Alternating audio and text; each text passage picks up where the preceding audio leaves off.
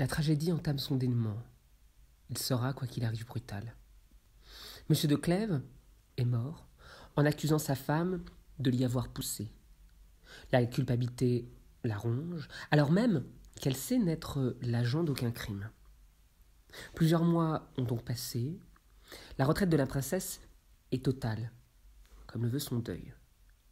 Mais au cours d'une visite de Madame de Martigues, elle apprend que M. de Nemours a, je cite, bien moins de joie qu'il n'avait accoutumé d'en avoir. Il fuit les femmes et séjourne à Paris. Alors que la princesse est en visite chez un homme qui fait des ouvrages de soie, elle apprend qu'un homme erre souvent dans le jardin, l'air pensif. Elle imagine, à la description qu'on lui en a fait, que ce pourrait être le duc de Nemours. Et alors qu'elle s'effraie du trouble que le revoir provoquerait en elle, elle se décide à se promener dans le jardin et à peut-être voir ce mystérieux homme. Après avoir traversé un petit bois, elle aperçut au bout d'une allée, dans l'endroit le plus reculé du jardin, une manière de cabinet ouvert de tous côtés où elle adressa ses pas. Comme elle en fut proche, elle vit un homme couché sur des bancs qui paraissait enseveli dans une rêverie profonde et elle reconnut que c'était Monsieur de Nemours. Cette vue l'arrêta tout court, mais ces gens qui la suivaient firent quelque bruit qui tira M. de Nemours de sa rêverie.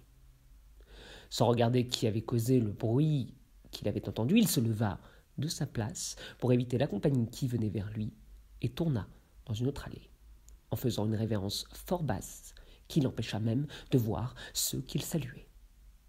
S'il eût su ce qu'il évitait, avec quelle ardeur serait-il retourné sur ses pas ? Mais il continua à suivre l'allée, et Madame de Clèves le vit sortir par une porte de derrière où l'attendait son carrosse. Quel effet produisit cette vue d'un moment dans le cœur de Madame de Clèves ? Quelle passion endormie se ralluma dans son cœur, et avec quelle violence ! Elle s'alla asseoir dans le même endroit d'où venait de sortir M. de Nemours. Elle y demeura comme accablée. Ce prince se présenta à son esprit aimable, au-dessus de tout ce qui était au monde. L'aimant depuis longtemps, avec une passion pleine de respect et de fidélité, méprisant tout pour elle, respectant même jusqu'à sa douleur, songeant à la voir sans songer à en être vu, quittant la cour dont il faisait les délices pour aller regarder les murailles qui la renfermaient, pour venir rêver dans des lieux où il ne pouvait prétendre de la rencontrer, enfin, un homme digne d'être aimé par son seul attachement, et pour qui elle avait une inclination si violente qu'elle l'aurait aimé quand il ne l'aurait pas aimé. Mais de plus un homme d'une qualité élevée et convenable à la sienne.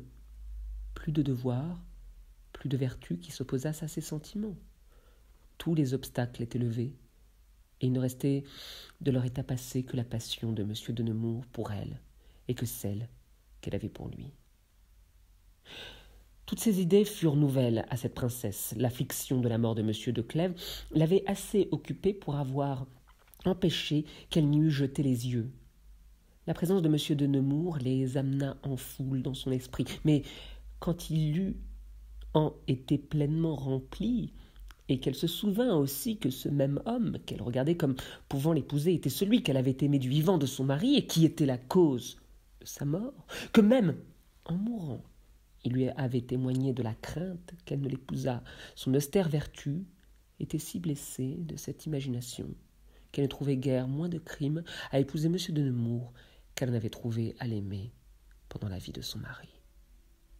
Elle s'abandonna à ces réflexions si contraires à son bonheur. Elle les fortifia encore de plusieurs raisons qui regardaient son repos et les maux qu'elle prévoyait en épousant ce prince. Enfin, après avoir demeuré 2 heures dans le lieu où elle était, elle s'en revint chez elle, persuadée qu'elle devait fuir sa vue, comme une chose entièrement opposée à son devoir.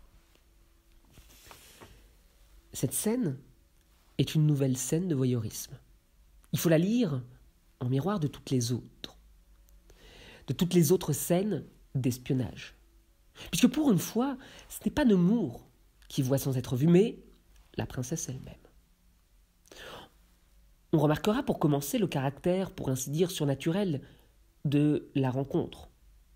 Comme on dit, le hasard fait bien les choses, trop bien même, au point qu'on pourrait croire qu'il s'amuse ou qu'il s'agit tout simplement du destin. Les amants s'aimantent. Par miracle, les pas de Madame de Clèves l'amènent vers le duc qui pourtant la fuit.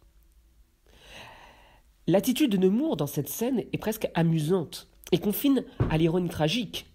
Il est tellement dans ses pensées qu'il ne s'aperçoit pas que parmi la troupe qui trouble ses rêveries, il y a l'objet même de celle-ci.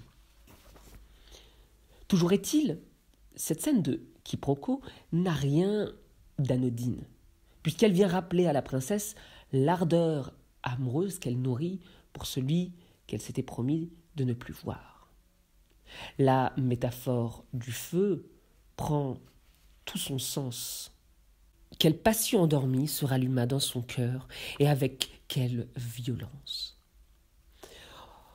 On assiste ensuite à un long monologue intérieur qui se joue en 2 actes. Le premier consiste à énumérer toutes les qualités qu'elle reconnaît au prince, et le second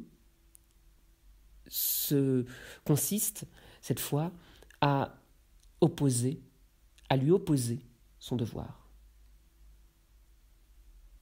On peut remarquer qu'elle s'adonne à un nouveau rituel amoureux après la canne d'Inde, puisqu'elle demeure au même endroit que son amant.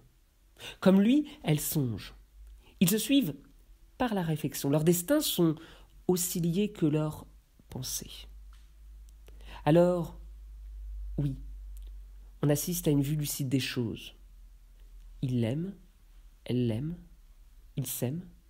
Plus aucun obstacle ne les oppose.